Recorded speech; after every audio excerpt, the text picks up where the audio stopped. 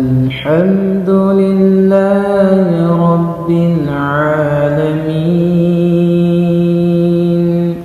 الرحمن الرحيم.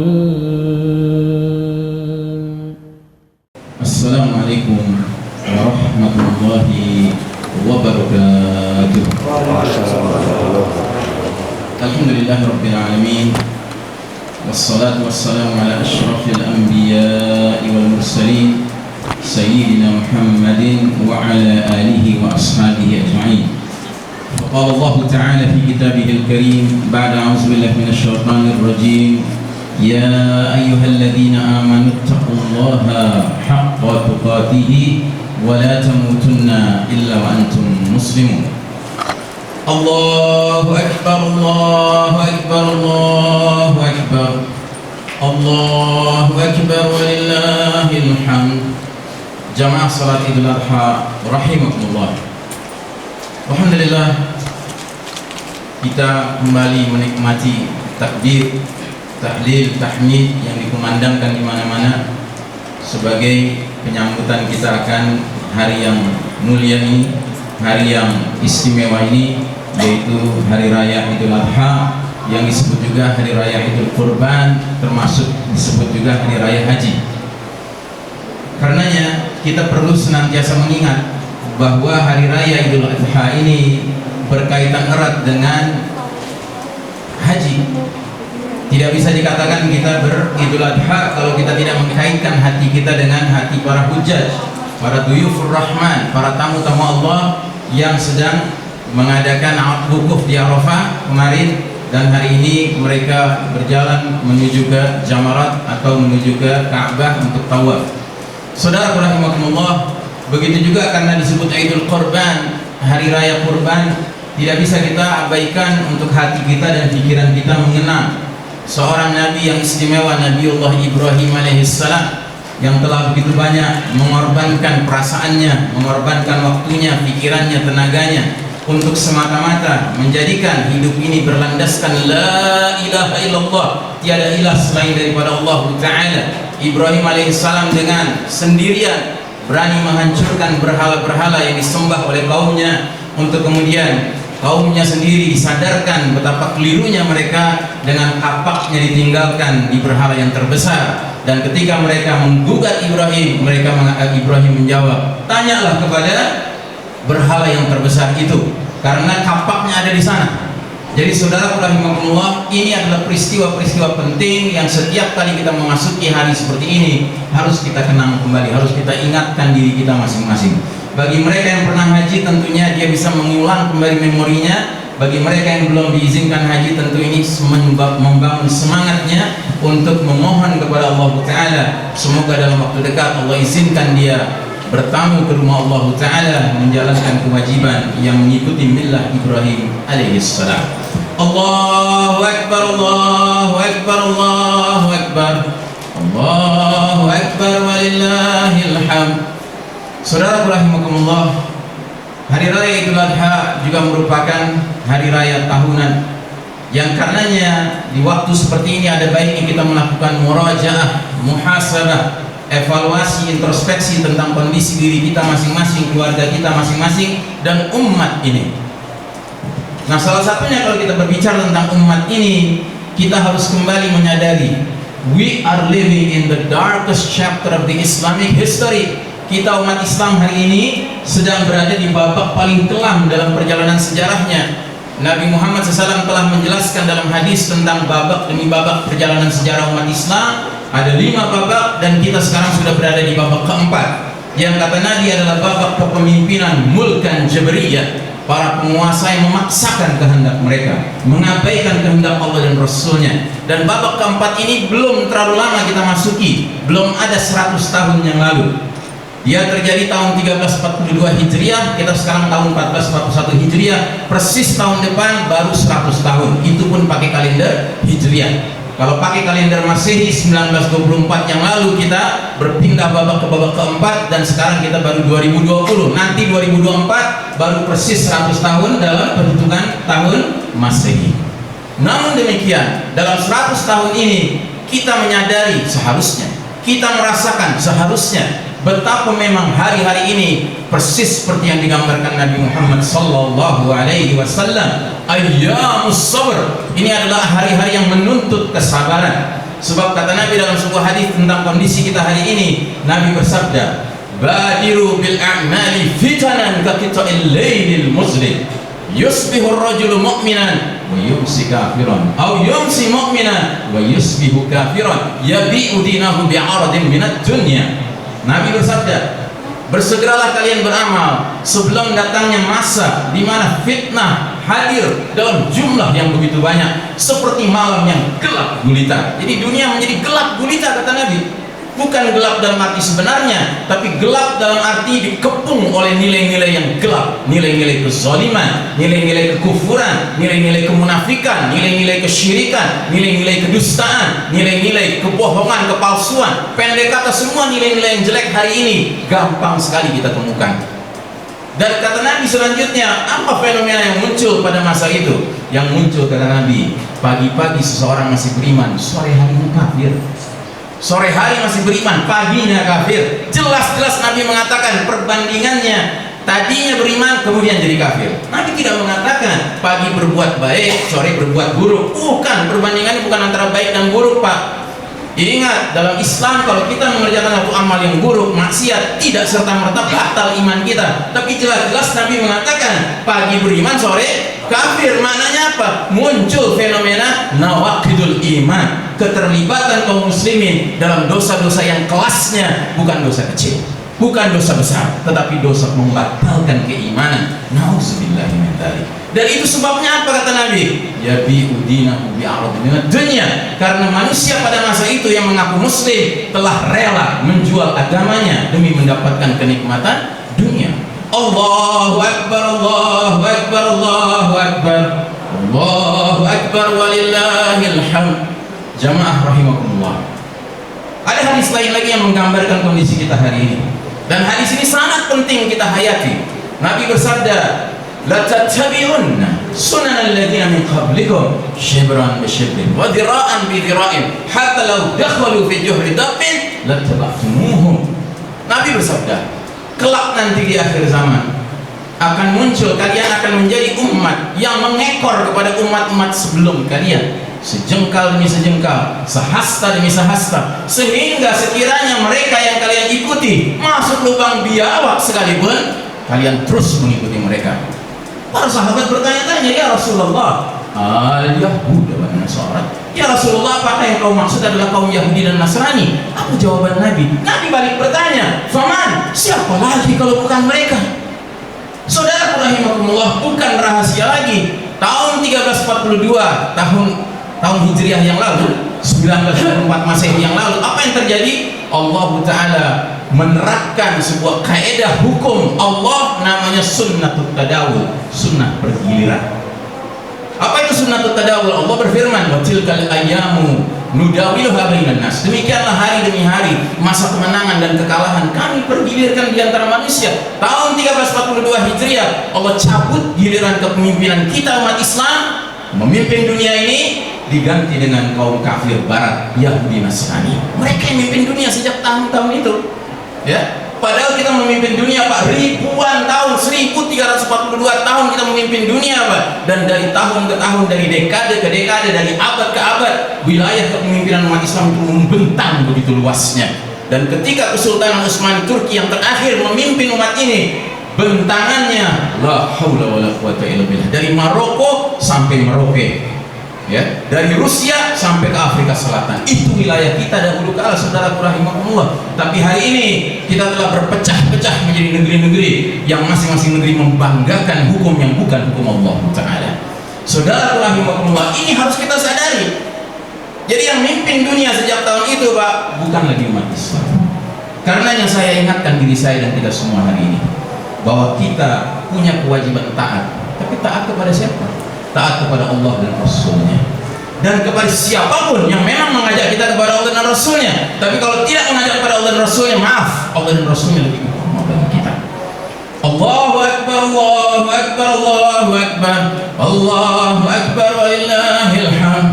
Lalu apa kata Nabi? Apa yang akan terjadi kalau seandainya kepemimpinan ini sudah bukan di tangan umat Islam lagi. Nabi bersabda dalam hadis yang lain lagi, la tunqadanna ural Islam urwatan urwatan. Kullaman taqadat urwatun tashabbaha an-nas billati taliha. Fa awwaluhunna naqlan al-hukm wa akhiruhunna as-salah. Sungguh kata Nabi, tali ikatan Islam ini akan terurai, akan copot simpul demi simpul. Setiap satu simpul copot, manusia berkelanjutan pada simpul berikutnya. Copot lagi, berkelanjutan pada simpul berikutnya. Nah, kata Nabi, simpul yang paling pertama copot itu simpul apa? Simpul urusan hukum. Sedangkan simpul yang paling akhir simpul urusan apa? Urusan salat. Saudara rahimakumullah, dari tahun ke tahun sejak 1342 Hijriah kita menyaksikan dengan mata kepala kita sendiri bahwa awalnya hukum Islam diganti dengan hukum sekuler. Sudah selesai di bidang hukum, di bidang politik, politik Islam diganti dengan politik sekuler. Sudah selesai di bidang politik, bidang ekonomi, ekonomi diganti dari ekonomi syariah Islam menjadi ekonomi ribawi. Bukan rahasia lagi ini saudaraku rahimakumullah. Budaya, tadinya budaya zikrullah, mengingat Allah, menjadi budaya hedonistik, hawa nafsu di atas segala-galanya. Semua hiburan sekarang ini yang timbul adalah apa? Fiktor, pikiran-pikiran kotor, bukan pikiran-pikiran mengingat Allah Ta'ala. Di bidang pendidikan, bukan pendidikan Islam yang ditanamkan, tapi pendidikan sekuler. Di bidang apa lagi? Di bidang medis, bukan ketergantungan kepada Allah sebagai yang maha menyembuhkan, tetapi ketergantungan pada manusia yang kebetulan punya gelar dokter dan lain sebagainya. Sehingga si pasien bergantung sepenuhnya pada dokter, si dokter pun akhirnya berkelakuan playing God, seolah-olah bermain seperti Tuhan. Na'udzubillah. Ini sudah berlalu, Pak. Tapi hari ini di depan mata kepala kita sendiri, bahkan simpul paling akhir diacak-acak sama mereka, simpul salat. Allahu Akbar, Allahu Akbar, Allahu Akbar, Allahu Akbar, walillahil hamd. Saudara rahimakumullah, semua kita sudah tahu sebenarnya, tapi belaga tak tahu sepertinya sekarang ini bahwasanya Nabi Muhammad SAW pernah menyatakan, sallu kama ra'aitumuni usolli. Salatlah kalian sebagaimana kalian melihat aku salat. Itu kalau sendirian. Lalu kalau berjamaah bagaimana? Ya tinggal dikiaskan langsung. Salat berjamaah kalian sebagaimana kalian melihat aku dan para sahabatku salat berjamaah. Mari kita simak baik-baik apa pesan Nabi Sallallahu Alaihi Wasallam tentang perkara salat ini. Nabi bersabda, qimus sufuf wa halu bainal manakib wa shuddul khalat wa linu bi aidi ikhwanikum wala tadharu furujatil syaitan wa man wasala saffan wasala Allah wa man qata'a saffan qata'a Allah. Artinya, tegakkanlah barisan-barisan saf-saf kalian, sejajarkanlah antara pundak-pundak kalian, tutuplah celah-celah di antara kalian, tutuplah celah-celah di antara kalian. Ini ucapan siapa? Ini ucapan siapa? Ucapan Nabi Allah Muhammad Sallallahu Alaihi Wasallam. Ucapan seorang manusia yang ketika Imam Syafi'i rahimahullah mengunjungi makamnya, beliau mengeluarkan pernyataan, pendapat siapapun selain penghuni makam ini boleh kita terima, boleh kita tolak, tapi kalau sudah pendapat penghuni makam ini, wajib bagi seorang muslim menerimanya, mentaatinya tanpa keraguan sedikit pun.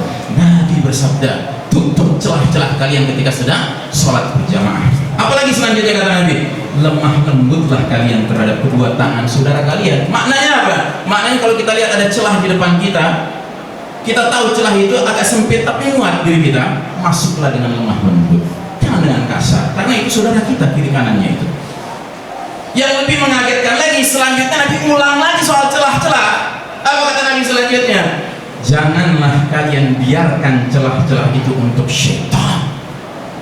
Ini yang bicara siapa? Ihsan Tanjung? Tidak. Ini yang bicara Nabi Muhammad SAW.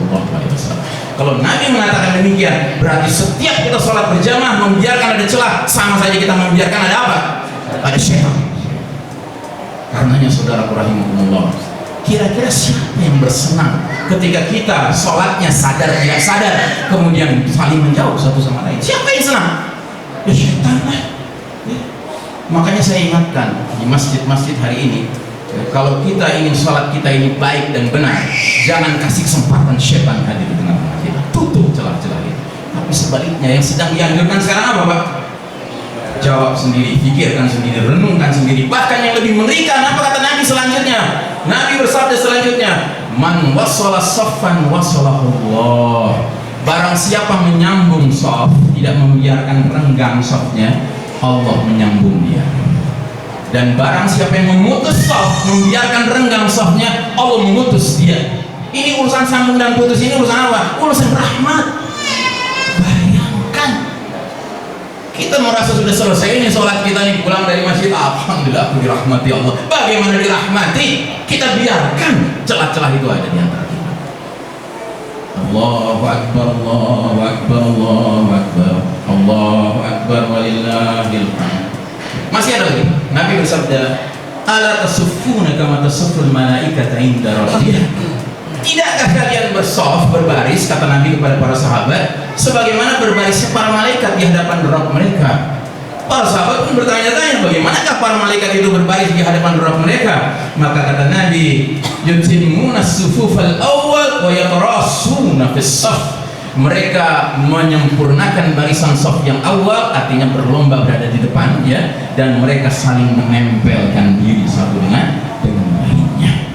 Jadi saudara rahimahullah, para malaikat itu kalau sedang berhadapan dengan Allah Ta'ala, mereka itu safnya lurus dan safnya rapat, ya. Dan Nabi sangat membanggakan umatnya yang tatkala salat mirip sebagaimana para malaikat. Ini harus menjadi kebanggaan kita, Pak. Dan hari ini kebanggaan ini mau diacak-acak sama musuh-musuh Allah Ta'ala, ya. Makanya saya peringatkan diri saya dan kita semua hari ini, mari berjuang keras kita. Sekalipun sepertinya aneh, kok yang lain-lain pada berjauh-jauhan, kita kok mendekat satu sama lain, ya. Jawabannya sederhana, kami ingin menegakkan sunnah Nabi SAW. Ketahui, Nabi pernah mengatakan di hadapan para sahabat, Budit Tuhan alqi ikhwani, sungguh aku rindu ketemu saudara-saudaraku. Para sahabat bertanya-tanya, alasna ikhwanukum, bukankah kami saudara-saudaramu? Kata Nabi, la antum ashabi, kalian sahabat-sahabatku. Sedangkan saudara-saudaraku, kata Nabi, akan datang nanti di akhir zaman, nggak jumpa denganku, nggak melihat aku, tapi mereka mentaati dan mencintai aku sebagaimana kalian mentaati dan mencintai aku. Mereka akan hidup dalam ayyamus sabr, hari-hari yang menuntut kesabaran. Dan ketahuilah, jika mereka melakukan satu kebaikan sesuai sunnah, kata Nabi, nilai pahala mereka seperti pahala 50 orang yang mengerjakan kebaikan itu. Sahabat bertanya-tanya, 50 orang di kalangan mereka apa di kalangan kami? Kata Nabi, bahkan di kalangan kalian. Masya Allah Ta'ala. Bayangkan. Jadi saudara rahimakumullah, Anda tidak perlu menghiraukan apa kata manusia, tapi hiraukanlah apa kata Nabi Muhammad SAW. Kalau Nabi mengatakan demikian, kita jalankan. Kan kalau kita menjalankan pada situasi orang tidak ramai menjalankannya, justru kita ini orang spesial di mata Allah dan di mata Nabi SAW. Tapi kalau kita ikut-ikutan dengan orang lain pula, pada landasannya adalah mengikuti kemauan dari musuh-musuh Allah Ta'ala, siapa yang senang di sini? Allahu Akbar, Allahu Akbar, Allahu Akbar, Allahu Akbar, walillahil hamd. Satu lagi hadis, Nabi bersabda, suatu ketika kata para sahabat, Rasulullah SAW datang kepada kami memimpin sholat, lalu Nabi mengusap bahu-bahu kami dan dada-dada kami. Lalu Nabi bersabda, la takhtalif sufufakum fa takhtalif qulubakum. Janganlah kalian berselisih dalam shaf kalian, karena akan berselisih hati-hati kalian. Jadi berselisih itu maknanya bukan hanya nggak lurus, tapi nggak rapat. Itu berselisih artinya, ya. Jadi kalau kita tidak sebagaimana sunnah Nabi dalam sholat, hati kita akan menjauh satu sama lain. Saya tidak tahu pengalaman Bapak, tapi kalau pengalaman pribadi saya menyaksikan sekarang ini kalau orang sholat ke masjid seperti nggak kenal satu sama lain. Kayak nggak mau tegur-teguran, Pak. Kayak gue kalau negor gue nanti gue nularin lo, ya kan? Kalau lo negor gue nanti lo nularin gue. Alhamdulillah, ini maunya musuh Allah, ini maunya syaitan. Padahal kata Nabi SAW, tabassum fi wajhi akhika sedekah. Senyum kamu kepada saudaramu itu adalah sedekah. Sekarang bagaimana mau senyum, Pak, belum ditutup? Kata Nabi, dua muslim saling berjumpa, berjabat tangan, ya kan? Maka selama tangan itu masih berpegangan satu sama lain, berguguran dosa mereka. Sekarang boro-boro, Pak, bahkan jadi aturan nggak boleh salaman. Aji, siapa yang senang, Pak? Yang senang adalah mereka-mereka yang ngajak kita ngumpulin dosa. Siapa itu? Syaitan kita. Jadi saudara rahimahumullah, inilah realitas pahit yang sedang kita hadapi hari ini. Nah, saudara rahimahumullah, lebih pahit lagi kalau kita simak hadis Nabi berikut ini. Kata Nabi tentang suatu kaum yang Allah Ta'ala katakan dalam Al-Quran sebagai kaum yang paling hebat permusuhannya kepada kita umat Islam, yaitu kaum Yahudi. Apa kata Nabi? Kata Nabi, innal yahuda qaumun sa'u dinahum. Sesungguhnya kaum Yahudi itu sudah bosan dengan agama mereka, dan mereka adalah kaum yang hasadnya luar biasa. Dan kepada kita umat Islam mereka hasad dalam 3 perkara. Perkara pertama, raddis salam, kebiasaan umat Islam menjawab ucapan assalamualaikum sesama saudaranya ketika saling berjumpa. Artinya apa? Yahudi itu paling nggak suka melihat umat Islam ukhuwah Islamiyah, bersaudara, akrab, cengkrama, saling berdekatan satu sama lain, itu nggak suka mereka. Yang kedua, fi sufufi iqamatikum, fi iqamati sufufikum. Mereka paling gak suka dengan umat Islam dalam perkara yang kedua apa? Perkara kedisiplinan umat Islam dalam mengurus soft sholat mereka. Yang berarti apa? Lurusnya dan rapatnya. Anda tahu ada seorang komandan Amerika Serikat, tentara, diwawancari oleh seorang muslim. Dia bertanya begini, baik Pak Jenderal, Bapak punya kebiasaan memimpin pasukan. Menurut Bapak, kalau ada sekumpulan manusia jumlahnya sampai jutaan, mereka berantakan tadinya, untuk mereka bisa dikumpulkan baris berbaris rapi, itu perlu waktu berapa lama? Kata si komandan Amerika Serikat itu, ya kalau perkiraan saya kira-kira nggak kurang dari 1 bulan. Terus langsung diputarkan video, Pak. Video orang lagi haji, zaman normal Pak, bukan zaman sekarang yang nggak normal ini. Ya kan, ramai sekali manusia sedang awal, sebagian ada yang sedang sholat, sebagian lagi ada yang doa, ya kan. Tiba-tiba azan berkumandang, mereka mulai berkurang yang tawaf, tapi masih saya ada yang tawaf, ya kan, namanya baru azan kan. Tapi begitu komat Pak, hanya dalam 2 menit tiba-tiba habis, tercemar. Nah yang kayak gini Pak, Yahudi itu benci betul. Yahudi itu senangnya melihat umat Islam kucar-kacir Pak. Ya, umat Islam itu kalaupun bersoft itu softnya tuh wah banyak celahnya gitu, enak ditembaknya. Dan yang ketiga kata Nabi, kaum Yahudi itu paling hasad sama kita dalam perkara apa? Dalam perkara ucapan kaum muslimin di belakang imam mereka saat sholat wajib, yaitu ucapan amin. Ya. Artinya apa? Makin keras tuh suara amin, makin gede mereka. Dan kenapa makin keras? Karena makin ramai yang hadir. Tapi kalau makin sedikit yang hadir, dan caranya gimana supaya sedikit? Ya di distancing, biar dikit gitu yang hadir, biar kecil suara tuh amin. Nah jadi saudara rahimahullah, untuk siapa kita melakukan apa yang sekarang diperintahkan ini? Ya untuk siapa? Demi Allah, saya khawatir, sekhawatir-khawatirnya bahwa inilah makna dari hadis Nabi, bahwasanya simpul paling awal hukum dan yang paling akhir simpul sholat. Dan sekarang kita sedang menyaksikan simpul terakhir ini sedang copot Pak. Ya, nah maka Anda dan saya, kita semua di sini merupakan bagian dari umat Islam yang seharusnya berusaha menjaga jangan sampai simpul terakhir ini copot. Dengan cara apa? Mari kita tegakkan sebagaimana yang diperintahkan oleh Nabi Muhammad SAW. Karena jika tidak, apa yang terjadi? Yang terjadi adalah jangan-jangan kita nggak diakui sama Nabi sebagai umatnya. Oh, Ustaz, emangnya gara-gara gitu aja kita nggak diakui sebagai umat Nabi? Mari simak hadis ini, baik-baik Pak.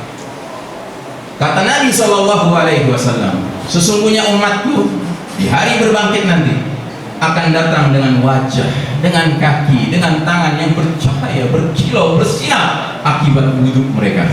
Masya Allah. Ya. Aku akan menyambut mereka di telaga. Anda tahu telaga? Telaga Nabi itu apa? Telaga Al-Kausar, telaga Al-Haud, telaga yang airnya itu jernih luar biasa. Dan Nabi akan bagi air itu kepada semua umatnya tanpa kecuali. Dan siapapun umatnya yang meminum air dari telaga itu Pak, kata Nabi dalam sebuah hadis yang lain, tidak akan haus selama-lamanya di padang mahsyar. Terus kata Nabi selanjutnya, ada beberapa orang akan dihalang-halangi mendatangi aku di telaga aku, seperti onta hilang yang dihalang-halangi nggak bisa ketemu gitu. Nabi panggil, kemari, dihalangi, dihalau. Akhirnya yang menghalau malaikat dalam hal ini berkata, sesungguhnya mereka telah merubah ajaranmu setelah engkau tidak ada. Apa kata Nabi selanjutnya? Sokkan, menjauh kalian. Ini yang kita khawatirkan Pak. Kalau kita ikut-ikutan dengan mereka yang katanya ya peduli dengan nasib nyawa manusia gara-gara virus, ya kan? Terus rela meninggalkan sunnah Nabi Muhammad SAW. Ingat, virus itu nggak kelihatan Pak. Berarti kategorinya gaib Pak. Ya kan? Dan urusan mengimani nanti di hari berbangkit kita akan terima atau tidak terima air di telaga Nabi, itu gaib juga kan? Anda mau lebih mengutamakan gaib yang mana Pak? Silahkan pilih sendiri.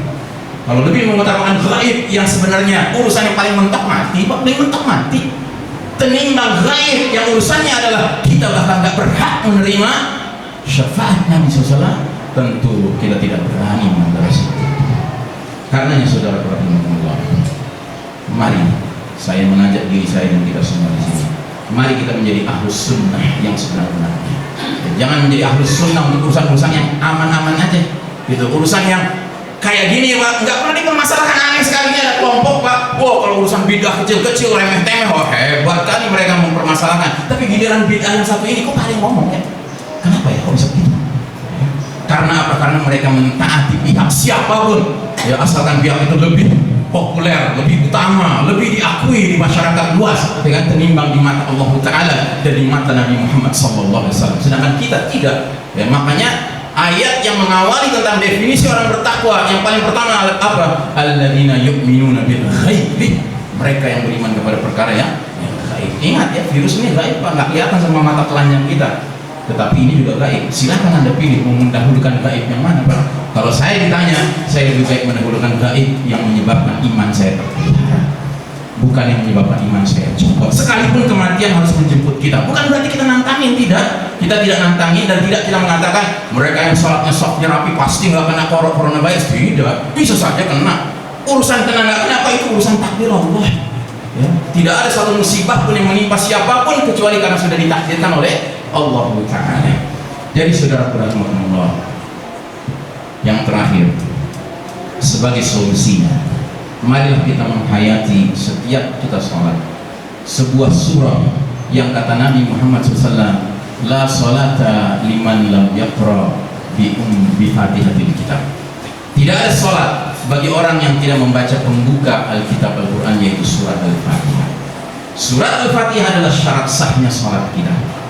Dan di dalam surat Al-Fatihah permohonan kita cuma satu Pak, ihdinas siratal mustaqim, tunjuki kami jalannya yang lurus. Jalan mana itu? Siratal ladzina an'amta 'alaihim, jalannya orang-orang yang mendapat nikmat karena mengakuinya. Siapa mereka? Ada 4 kelompok Pak: an-nabiyyin, as-siddiqin, asy-syuhada, was-shalihin. Para nabi-nabi, dan kita nggak mungkin jadi nabi Pak, pintu kenabian sudah ditutup, ya kan? Siddiqin, para orang-orang yang jujur Pak, orang-orang yang benar ucapannya, perilakunya dimanapun dan kapanpun. Yang ketiga, para syuhada, orang-orang yang rela mempertaruhkan nyawanya di jalan Allah Ta'ala, mati terbunuh oleh musuh-musuh Allah semata-mata untuk mengangkat tinggi-tinggi panji Allah Ta'ala, mati syahid. Dan yang keempat, as-salihin, orang-orang yang saleh. Tapi kita bukan hanya minta masuk golongan mana Pak, tapi kita minta kepada Allah jangan masuk 2 golongan. Ghairil maghdubi 'alaihim, jangan masukkan kami ke dalam golongan mereka yang Kau murkai ya Allah, waladhdallin, dan jangan pula jalan orang-orang yang tersesat. Sahabat bertanya, ya Rasulullah, man humul maghdubi 'alaihim, siapa yang dimurkai Allah?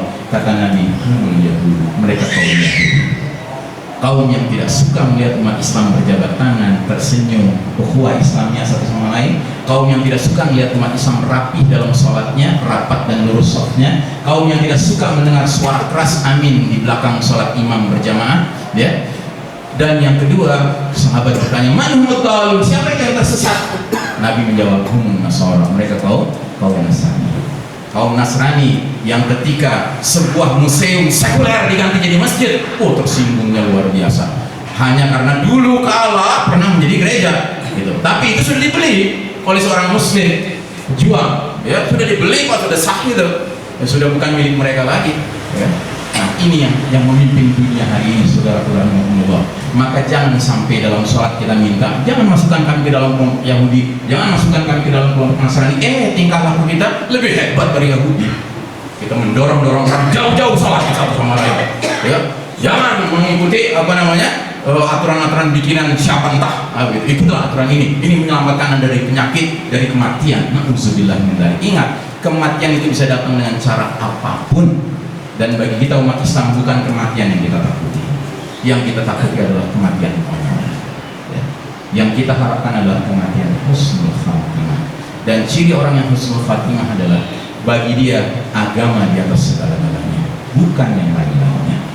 Di dalam ajaran Islam memang ada beberapa hal yang mendasar, Pak. Hifzuddin, memelihara agama; hifzul an-nafs, memelihara jiwa; hifzul mal, memelihara harta; hifzul aql, memelihara akal sehat; dan yang kelima hifzul ird, menjaga keturunan, kehormatan nasab kita, ya. Dan ini ada urutannya, Pak. Tidak ada ceritanya dalam rangka menjaga jiwa agama boleh kita acak-acak, tidak ada ceritanya, Pak. Lebih baik jiwa kita yang acak-acakan, ya kan, asalkan agama ini tetap lurus, ya. Itu yang kita inginkan. Allahu Akbar, Allahu Akbar, Allahu Akbar, Allahu Akbar, walillahil hamd. Innallaha wa malaikatahu yusholluna 'alan nabi, ya ayyuhalladzina amanu shallu 'alaihi wa sallimu taslima. Allahumma shalli 'ala Muhammad wa 'ala ali Muhammad kama shallaita 'ala Ibrahim wa 'ala ali Ibrahim innaka Hamidum Majid. Allahumma barik 'ala Muhammad wa 'ala ali Muhammad kama barakta 'ala Ibrahim wa 'ala ali Ibrahim innaka Hamidum Majid. Allahumma ighfir lil muslimin wal muslimat wal mu'minin wal mu'minat al ahya'i minhum wal amwat, ya sami'un qaribun mujibud da'wat, ya qadiyal hajat. Rabbana ighfir lana wa li ikhwanina alladhina sabaquna bil iman wa la taj'al fi qulubina ghillan lil ladzina amanu rabbana innaka ra'ufur rahim. Allahumma ighfir lana wa li walidina warhamhum kama rabbawna shighara. Rabbana ighfir lana wa li ikhwanina alladhina sabaquna bil iman wa la taj'al fi qulubina ghillan lil ladzina amanu rabbana innaka ra'ufur rahim. Rabbana hab lana min azwajina wa dhurriyyatina qurrata a'yunin waj'alna lil muttaqina imama. Allahumma a'izzal Islam wal muslimin, Allahumma adhillal syirka wal musyrikin, Allahumma ansuril muslimin al madhlumin al mustada'afin fi kulli makanin wa fi kulli zamanin, khasatan fi Palestin, fi Syam, fi Suriya, fi Gaza, fi Myanmar, fi Xinjiang, fi India, fi Rohingya, fi Indonesia, wa fi kulli makanin wa fi kulli zamanin, bi rahmatika ya arhamar rahimin. Allahumma ansur ikhwanana al mu'minin al mukhlasin al muwahhidin al mujahidin fi sabilillah fi kulli makanin wa fi kulli zamanin. Allahumma irfa' min al ardi hadhihi qadiyat corona virus ajilan hatta nastati'u an na'buduka ibadatan sahihatan fi masajidina bi rahmatika ya arhamar rahimin. Allahumma inna na'udzubika min adzabi jahannam wa min adzabil qabr wa min fitnatil mahya wal mamat wa min syarri fitnatil masiihid dajjal. Walhamdulillahi rabbil alamin. Inna Allah ya'muru bil adli wal ihsan wa ita'i dzil qurba wa yanha 'anil fahsya'i wal munkari wal baghi ya'idzukum la'allakum tadhakkarun. Wa la dzikrullahi akbar. Wa taqabbalallahu minna wa minkum. Wassalamu alaikum warahmatullahi wabarakatuh.